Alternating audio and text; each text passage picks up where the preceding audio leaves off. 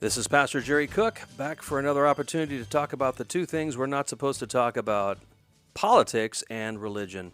Host of Politics in the Pulpit here on your hometown station. We are 1 week away from the assassination on Charlie Kirk, and we've got two wonderful guests today that we're going to talk about that issue and more. Our first guest is Jennifer Van Laar, who's the managing editor over at Red State, and then a little bit later we're going to talk to Brock Campbell, who is with the California Baptist Capital Ministry, the Cali Baptist, and we're going to talk about some various assembly bills that are going to be heading over to Governor Newsom's desk. So we'll talk about that with Brock Campbell a little bit later. But on the line now is Jennifer Van Laar, who is the managing editor over at Red State. Jennifer, how are you? Well, I'm hanging in there. Don't cough. No cough yet. Okay, great. Well, listen, it's been a full week since Charlie Kirk was assassinated in cold blood in Orem, Utah. What has changed since then, Jennifer, from your perspective? Some good things and some bad things. I'm sure you saw, as well as most of your listeners, how many people were back in church pews on Sunday, some who had never been there before.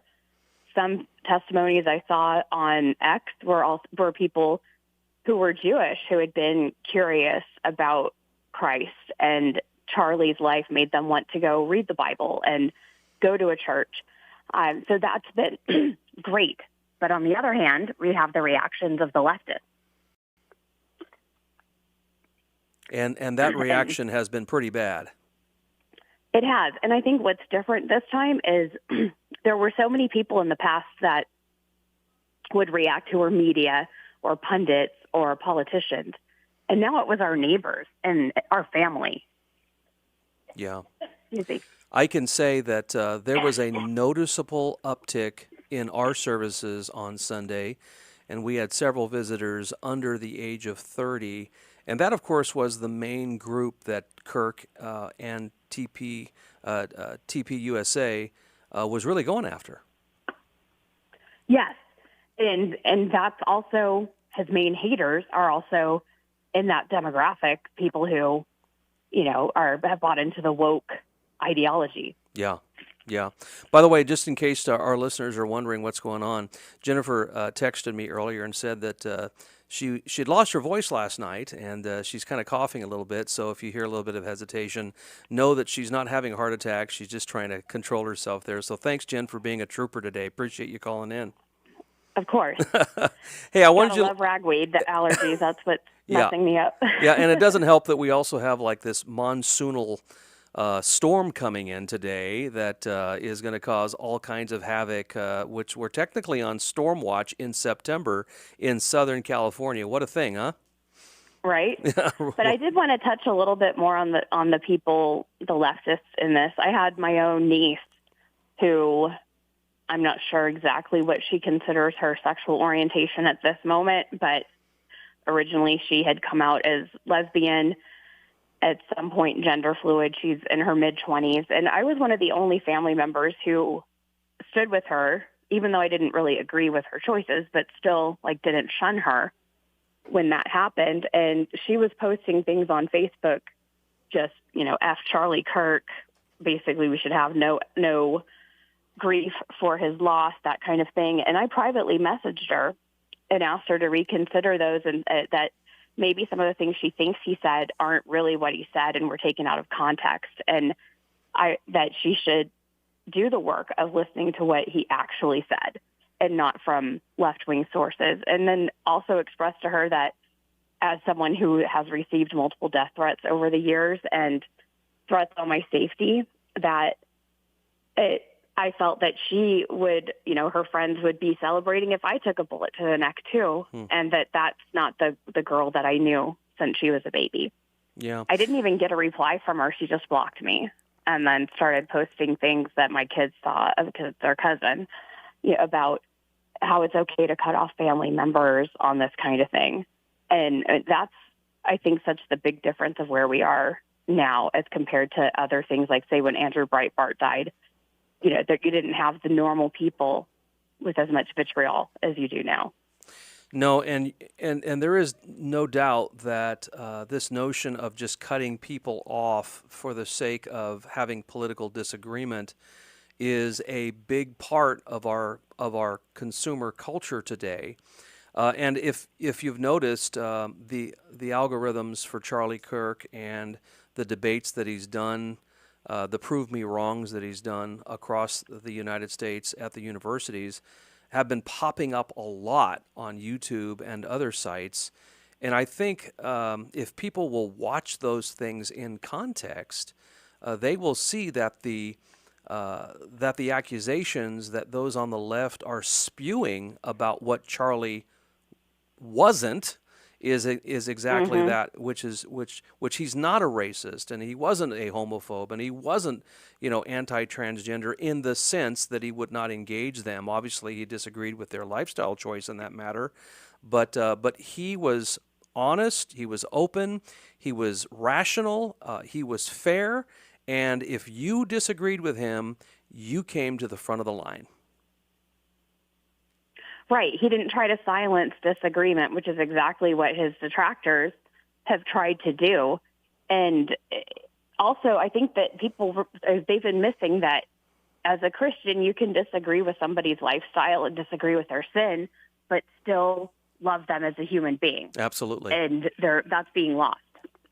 Absolutely, and that's definitely lost on the other side, no doubt. Well, one of the things that we've learned over the last few hours, last 48 hours or so, is the absolute spin from the mainstream media concerning the motive of the shooter. It's been sickening, to say the least, Jennifer. Over the weekend, they tried to link the shooter to MAGA, and obviously, as you know and I know, that failed. Now the talking point seems to be that it was a love story. I want you to listen to failed daytime TV host Montel Williams on CNN, and I think this was on Abby Phillips' show. Listen to this. Talking about a love-torn child, a kid. This is probably his first real relationship, and somebody was disparaging the person that he loved. He sat on that building for 30 minutes before he took the shot. Why did he wait until the first word trans came up? Then he took the shot. You think he heard it? He could hear it? I think he could hear it. I think he also, I don't believe he was motivated politically. I think this was motivated emotionally. Jennifer, what are they trying to do here? Are they trying to humanize and then at the same time make us believe that this gunshot was actually fair and that it was justified? What are they trying to do here, Jennifer? Well, they're definitely trying to humanize. Yeah, and I, as a human, have empathy for whatever terrible turmoil led this shooter to do this evil thing. But it still is an evil thing that he did. And now they're trying to claim that it's some sort of sign of love that he did this. Of course, it wasn't it was a political thing, but it was also emotional. Someone doesn't do something like that based on logic. So, of course, it's an emotional reaction to the lies that Montel continued to perpetuate from that. You said that he was disparaging this trans lover. I've never heard Charlie Kirk disparage a human being like that. He will say that things were wrong or that behaviors are wrong or that maybe people who are getting all these hormone therapies and antidepressants might need to be watched for some angry outbursts, but wasn't saying that someone was inherently bad or not savable. Yeah, I'm hoping that we as conservatives push back on this love story narrative a little bit more. If Scott Jennings, of course, responded to Montel in that clip on Abby Phillips' show, and of course, he kind of came unglued a little bit towards the end there, which is something that Scott doesn't do. He's pretty measured in his responses, and by the way, more power to him because he's the only lone conservative on that show that makes CNN watchable these days. But what I think should have been said to Montel is, you know what? This shooter also ended a love story between Charlie, Erica, and his children. Exactly. That is the point that needs to be made. And what kind of love story is it if it requires murdering somebody else who you don't even know? Yeah. I don't think that that's any kind of love story I'd ever want to be a part of. Yeah. I know that tonight here in Santa Clarita, there's going to be a big vigil for Charlie Kirk here in Santa Clarita at 7 p.m. Real quickly, if I can just put a quick shameless plug out there. It's going to be at 7 p.m. At the Real Life Church parking lot on Newhall Ranch. And I think most of our folks here in Santa Clarita know where that is at. So looking forward to seeing many of you out there. Well, Jennifer, let's kind of move the topics a little bit here and talk a little bit about the potential impact that Charlie's assassination potentially might have on the midterm turnouts for 2026. Report came out yesterday that President Trump is planning on a Republican convention style for the midterms. What are your thoughts about that, Jennifer? And do you think that's a good idea? And will that gin up Republican turnout in the midterms? I think we definitely need that. We already saw in the past that a lot of people who are very passionate about voting for Trump don't always come out when he's not on the ballot. We have to be careful to not make it something that turns out the left as well, because we know, especially in California, anything is an anti-Trump that motivates the left. So within California, we need to be a little cognizant of that. But I do think that it's very much needed to remind everyone that to finish Trump's agenda, we have to keep the majority in Congress. And do you think that a Republican convention style for the midterms, do you think that should be the same as a regular Republican convention, something a little more toned down? Or do you think this is going to be, well, done in a very Trumpian way, which is going to be big, bold, and brash? Well, I think it's definitely going to be big, bold, and brash. I think that as we see more of the fallout from Charlie Kirk's assassination, and God forbid there's any more leftist violence against conservative pundits or electeds, I mean, that could definitely change some of the tone. But, we've not ever seen people on the right having the tone that the people on the left do, because I fully reject the whole both sides thing that some are trying to do here. Yeah. But I think that some of the tone might remain to be seen depending on how things pan out in the next 3, 4, 5 months. Yeah, no doubt. I want to get your quick take, if I could, Jennifer, on something that Republicans right now are kind of disagreeing on. Do you think that in the wake of the Charlie Kirk assassination and all of the leftist vitriol that is coming out, people posting on their social media sites, people walking into classrooms that they teach and saying, I'm glad Charlie Kirk was dead, now take your math books and go to page 5. Do you think that there is a Republican cancel culture that is developing on our side, or no? No, I do not. I feel like when you have people who are nurses or doctors or teachers, all which are professions that require them to interact with people of varying beliefs and, take care of our health or take care of our children, that we have a right to be able to choose that people who have hatred, who think murder is okay for someone's political beliefs, not work in that position. Or even a company has a right to say, no, that's not the tone that we want to have. So I don't think that it's a Republican cancel culture. I think it's fully reasonable. And to turn back to California real briefly here, Jennifer, obviously you, managing editor there at Red State, you do a lot of cover for the state of California, cover the state of California ad nauseum, and we appreciate the coverage that you guys give the state here. What are your thoughts about Prop 50? I was talking to Carl DeMaio not too long ago, and he says he has polling that says it's kind of 50-50 right now. It could go either way. Your thoughts about Prop 50? Yeah, that's been my understanding as well, and I think that we need to stick with the messaging of that we're trying to keep our fair election system, which all of us know that this Independent Redistricting Commission has pretty much gerrymandered things anyway, but not as bad as what Gavin would want with Prop 50. So I think we need to say look, we have an independent commission. They had maps. Everyone liked them. There's nothing that's changed in the meantime, and we're trying to protect this from being we could end up having to vote on maps every other year if the Democrats get their way. Yeah, yeah. And your thoughts, quick, Jennifer, when it comes to Republican governors. I know that we haven't even had a primary yet, and that's coming up here pretty soon. Your thoughts about the Republican contenders at the moment and where you might be leaning? Well, I've known Steve Hilton for a long time, and I've already thrown my support behind him. I would also be quite happy with a Governor Bianco. Anything is better than Katie Porter. That's where I land on that. Or Alex Padilla, who we are hearing might be throwing his hat in the ring. Our friend Jennifer Horn at Salem Radio likes to call her Open Border Porter.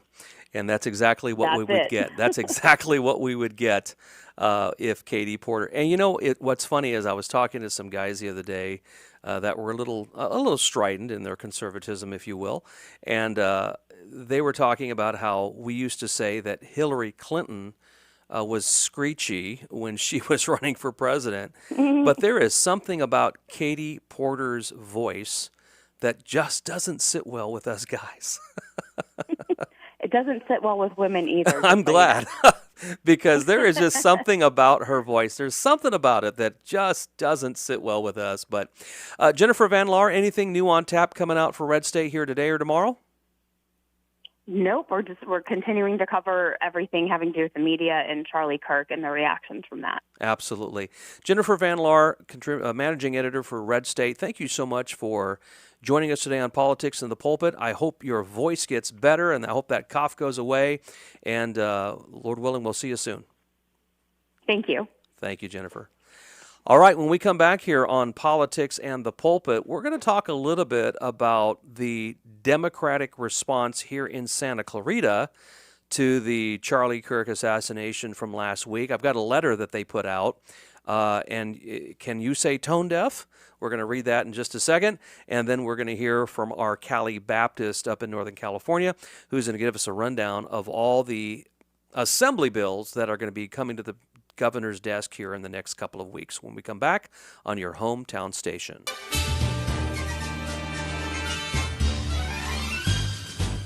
All right, we're back here on Politics in the Pulpit here on your hometown station. This is your holy host, the Bishop of Santa Clarita. Just got off the phone with Jennifer Van Laar, managing editor over at Red State. Check out redstate.com. That is your one-stop place for a good conservative commentary, not only on the state of California, but of course national and even global news as well. Well, what I wanted to talk about for the next few minutes is just the response that has been coming in since the assassination of Charlie Kirk, which was 1 week ago today. It's amazing just to think about this, Jennifer, that it was just last week that we were, just before I went on live at 2 o'clock, we had to announce that that Charlie had indeed died and succumbed to his injuries. It's been a rough week. It's strange because, at least for me, you kind of, I don't want to say you feel like you know him, but this instance in particular has really kind of stuck with people, I think. And I'm talking about people who followed him closely, obviously, and then those who had never even heard his name prior to last Wednesday. Yeah. And I don't know if it's because maybe it's a couple of things. We feel as if our freedom of speech has been taken away from us very violently. And then also to witness it witness it at least via social media, whether or not you wanted to. Most people, especially when it first happened, there it was. You had no warning of what you were about to see. Obviously extremely graphic. And so I think that's what is making people so sick, that it's still sticking with them. There were some people that I was talking to Sunday at church who are old enough to remember the assassination of John F. Kennedy, November of 1963. And they were telling me that there was something palpable that changed in the nation. And by the way, that was at a time when it didn't matter if you're a Democrat. or Yeah. Republican. We just loved the president. We supported the president. Yeah, we had disagreements on this, that, or the other, but it never got to the point that we see in our society currently. But yeah, they said something changed that day. And then, of course, 7 years later, 6 years later, Robert F. Kennedy was then assassinated. Shortly after that was Martin Luther King Jr. And then there was a bunch of political violence in the 1970s with the Weather Underground. I don't think the 80s was quite as bad. I guess depending on where you were in the world. I think Ireland and the other nations there were having some problems in the 80s. But and then Columbine happened in '98, and it seems like things have been kind of trending in that direction since that fatal school shooting. It's scary to say that it feels like it is out of control. People don't want to feel helpless and that there is no other answer. But you're right. It does seem to have increased really since '98. And there's always been violence, and there unfortunately always will be. But I think having things so in your face, it just makes it infinitely more realistic and more inescapable. Well, you know what I find interesting, before we get into the Democratic response here from Santa Clarita, I wanted to maybe just banter with you about the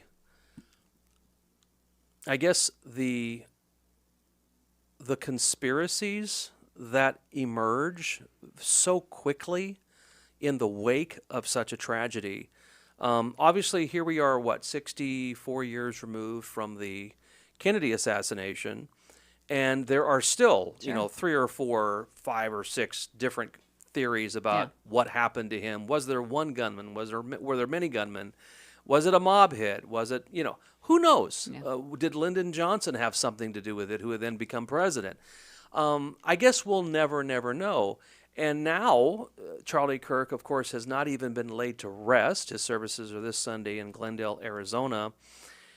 There is now an emerging theory that I guess Charlie spoke to Netanyahu of Israel a few weeks before this awful tragedy happened in Orem, Utah, and there was an offer of some sort. And then there was also this notion that Charlie was talking to Candace Owens, who I guess he and Candace Owens were very good friends and had been for a great many years, since the beginnings of Turning Point.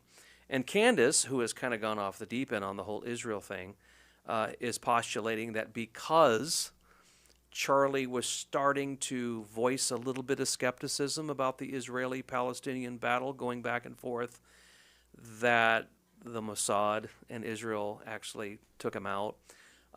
There's a theory that I actually saw on Facebook where a private jet took off from an airport somewhere in Orem about 45 minutes after the shot, and that it was not logged and all this kind of stuff, meaning that it might have been Israel.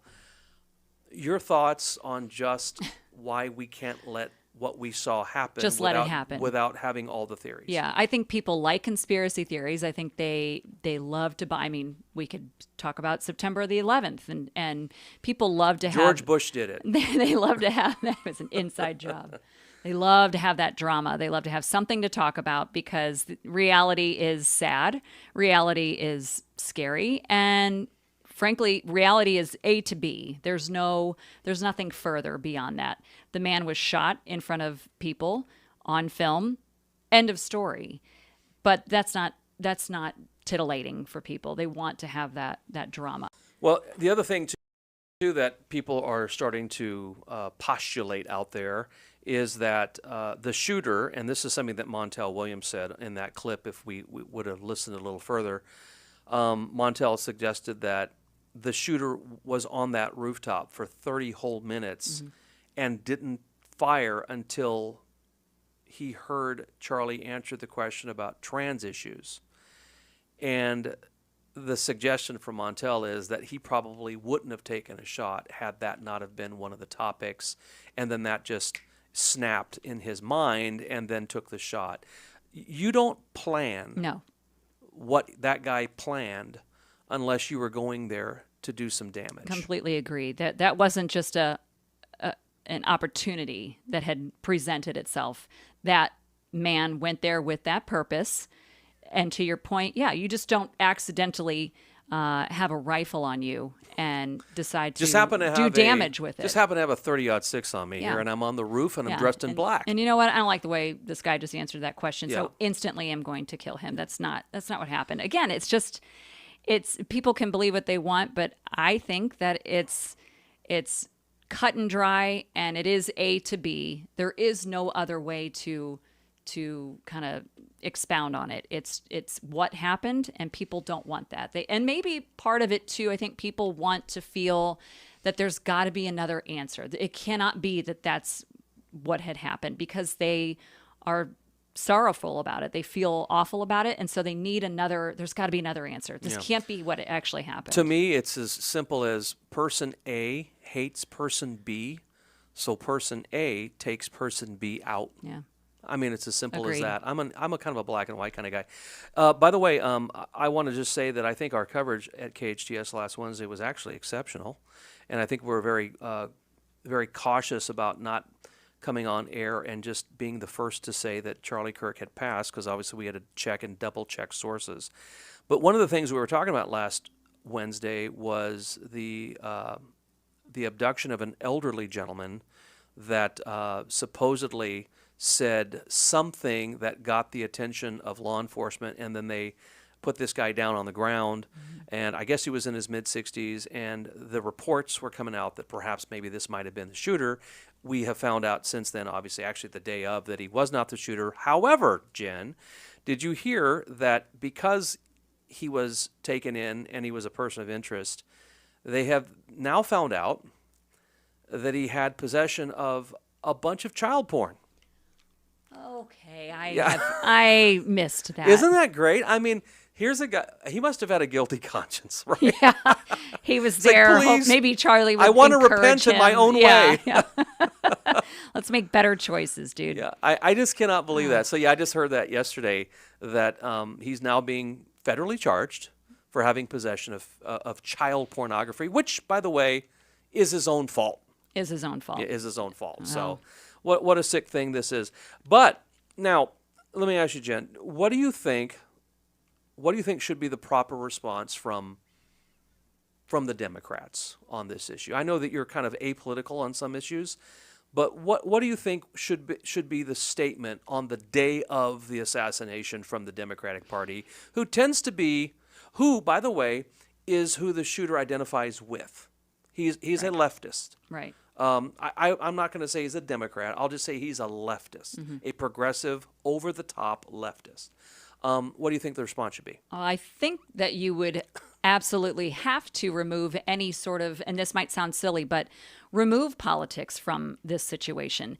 This is a human being who was murdered in front of people, a father who was taken from his children and leaves a young wife to manage the rest of her life and her children's life. Perhaps on their own.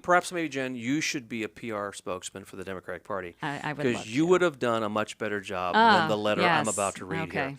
Now, I'm not going to read it in its totality because it's frankly boring. But they start off, this is 2 days after the shooting, so September 12th. And they start off with, this week, there was a school shooting in Evergreen, Colorado. And by the way, we forget that happening concurrently with the assassination, there was this school shooting where some students were injured. In fact, I think a couple of students might have passed, if I'm not mistaken, but definitely injured in Evergreen, Colorado. And then another, this was another shooting, and then one of 47 already this semester, according to the Democrats here.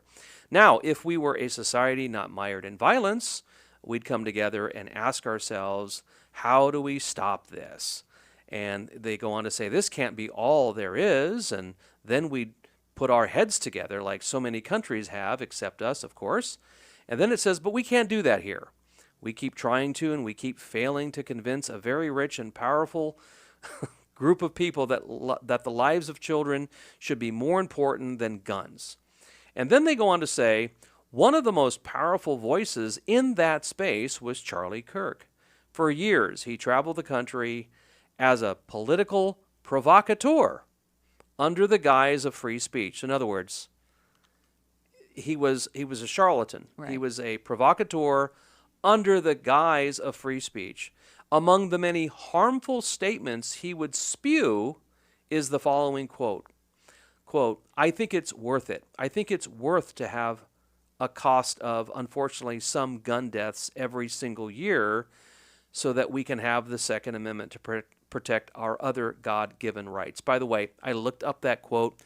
That was completely taken out of context. They go on to say, Charlie Kirk was also killed by a gun on Wednesday. So Charlie Kirk believed that the 302 mass shooting deaths and 1,354 mass shooting injuries just this year are worth it for him, his friends, and his followers to keep their guns. Here's the question the Democrats ask. Is this true when the death toll includes your own life? And this question isn't just for Charlie Kirk. It's for the extremist system that built him. The far right doesn't just dismiss the death of school children. They revel in violence against their political enemies. When former Minnesota State House Speaker Melissa Hortman was assassinated in her home, Trump had nearly nothing to say about it, and his followers joked about her death online. Now, I can read the rest of it. It's frankly just full of that type of conversation and talk.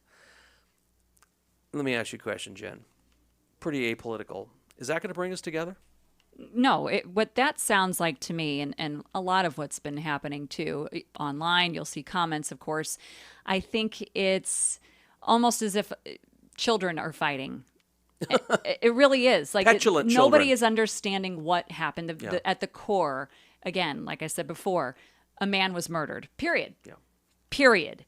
And people are kind of glossing over that. They're not understanding or refusing to get what actually happened. And it's like when you're breaking up your kids at home, fighting over the same toy. It escalates. It's and it gets mainly louder. the remote or the computer. Yeah. Toys are out. You're so Jen. You're so yesterday. They're very technologically Yeah, we're not advanced. playing with Okay. He-Man and G.I. Joes anymore. Oh, no. The 80s are gone. Don't remind me. They are. I know. Did you watch She-Ra, by the way? Absolutely. Oh, come Princess on. of Power? Oh, yeah. You know, she was the trans version of He-Man, but our trans version in the 80s. Well, I was a kid. I did not see trans. I didn't either.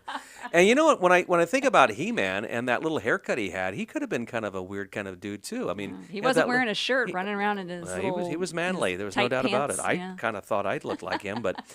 Well, anyway, when we come back here on Politics in the Pulpit, we're going to be talking to one of my favorite guys, Brock Campbell.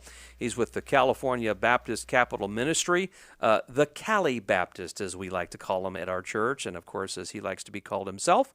And we're going to talk about some of the assembly bills that have unfortunately passed the assemblies, passed the Senate, and are now on tap to the governor's desk, and what you need to do to make sure that the governor vetoes these bills when we come back on your hometown station.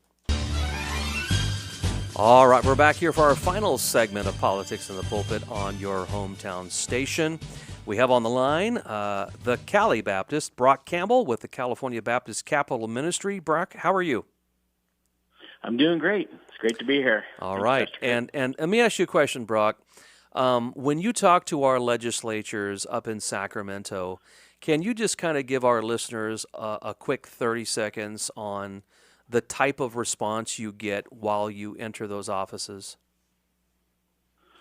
Well, most of the offices are fairly friendly, and they're open and willing to talk to us and to listen to us. There are a few offices that are friendly but cold and try to push you off.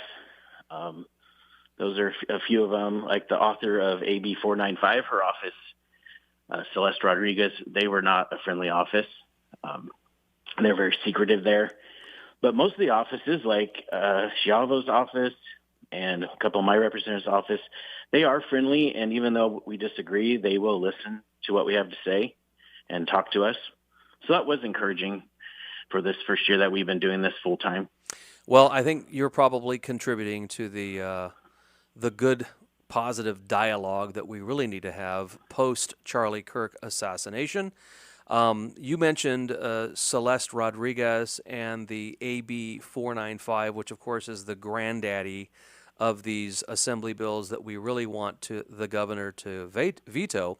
But just to remind our listeners, AB 495, which was authored by Celeste Rodriguez here in the San Fernando Valley, this bill would dangerously broaden the claimed guardianship of a child without due process.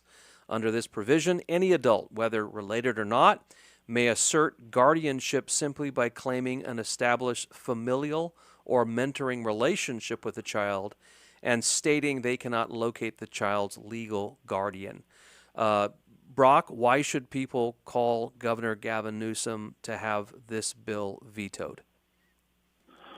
This bill makes it way too simple to gain custody of a minor. There's a simple affidavit that someone fills out, and there's no parent signature required on that affidavit. The only identification is a driver's license number. There's no picture required. You don't have to have your driver's license with you. There's no judge involved. It doesn't have to be notarized. There's no safeguards on this affidavit whatsoever to protect the child. So even though this is a bill that's called the Family Preparedness Act, I believe that was what it was called. Yes. It's obviously not really all about family, but in reality, it's about control, and it's about the potential for maybe sex changes and hormonal therapies and other kinds of things that could happen that this particular bill might actually allow for. Yeah, what's crazy about this bill is it's going to hurt most the children that it claims to protect. Yeah. The vulnerable children that have been separated from their parents, that's who's going to get hurt the most by this bill, because there's no way to guarantee that they are going to a person that the parents approve of. Yeah, and I'm going to give you my prophecy on this, Brock. Again, talking to the Cali Baptist here on your hometown station. My prophecy is that because Gavin Newsom is seriously going to run for president in 2028, he knows that if he signs this bill, this is going to come back to haunt him in a major way. I think this is probably going to be one of the two bills that he is going to veto. So what say you? I think he's going to veto it. His office has said that he was against this bill in the earlier stages. Now that might have changed, but I think he's going to veto it because it's a terrible bill. It's very badly written. I do not know how it got through Judiciary Committee, but somehow it did. Yeah. The next bill that I want to talk about quickly here is Assembly Bill 727, which would require public schools that serve pupils in grades 7th through 12th, that is junior high through high school, to add the aggressively pro-LGBTQ Trevor Project's hotline to student IDs. Why are we opposed to that, Brock? Well, it will also add higher education, so any public school, college. Well, we're opposed to it because this Trevor Project is aggressive in transing children. They have a website called the Trevor Space, which I don't remember who it was, but someone called it a predator's paradise or a groomer's paradise. That's obviously different no from gangster's safeguards. paradise, but that's a different topic. Yeah. Yeah. Yeah, there's no safeguards for, you could just go on there, say you're 13, and then be on that website, and any predator could get on there, any kind of groomer could get on there and groom children. They're disguised as a suicide hotline. But they're just going to affirm everything the child says. If they think that they want a sex change, they're going to just affirm that. Yeah, I wish the Democrats would just come out with their mantra, which is, and they should put it on stickers for their cars. Let's make reality optional, because that's exactly what they're basically promoting here. The next bill that I want to talk about with you, Brock, is SB 418, which would require health insurers to cover prescriptions for hormone therapy for gender transitioning. And of course, there's a bunch of loopholes here because this could mean gender transitioning for anybody, even a youth, correct? Correct. Yeah. Yeah. And so we would completely disagree with this, and we don't want any health insurers to cover prescriptions for hormone therapy, because obviously this would include children. Yes. Yeah. Correct. Then we've got SB 403, which would remove the current expiration date of January 1st, 2031 for the End of Life Option Act, which allows terminally ill patients to request and ingest an aid-in-dying drug to commit suicide. Let me ask you a question, Brock. When was it in the government's interest to kill you? I don't know. That committee hearing was pretty rough because they make you look like the bad guy because they have all their stories about people who are suffering and who just want to die. But we stood up against this bill because, death is our enemy, as the Bible says, and we should fight against it. And so we stood up against this bill. We don't think the government should be involved in killing people, whether it be abortion or I mean, abortion or sick people or terminally ill. I'm trying to listen to ourselves talk here, and I'm thinking of a movie that was popular in the early '70s called Soylent Green. I don't know if you ever saw this movie, but it was Charlton Heston, Edward G. Robinson. They were feeding the population particular government food that ended up towards the end of the movie. You found out that it was just grounded up dead people. Yeah. So they're recycling dead people, and then they were encouraging dead people via the government to come and basically have government-assisted suicide. So here we are, almost 55 years later from that movie, and here we are in the state of California, and we are encouraging the government to do this. Well, we're coming to the end of our program here, Cali Baptist, but would you go ahead and give us your website and your Facebook and social platforms where people can follow you and get to know more about who you are? Yeah, you can go to my website. It's thecalibaptist.com, or on my social media, Facebook or Instagram, it's @thecalibaptist. Go to my website. I just wrote a letter to my representatives telling them to stand up for Christians in California and condemn the acts of violence against Charlie Kirk and Christians. Yeah. Or you can meet Brock all to yourself on September 29th at the Freedom's Way Baptist Church for our Fall Preachers Fellowship. I think you'll enjoy that. Brock Campbell, thank you so much. The Cali Baptist, appreciate what you do. Thanks for coming in today on your hometown station. Thank you, Pastor Cook. All right. Appreciate it. Next Wednesday, we're going to hear from Spencer Smith, Doctrines Matter, here on your hometown station, live and in studio. You take care. Have a great day.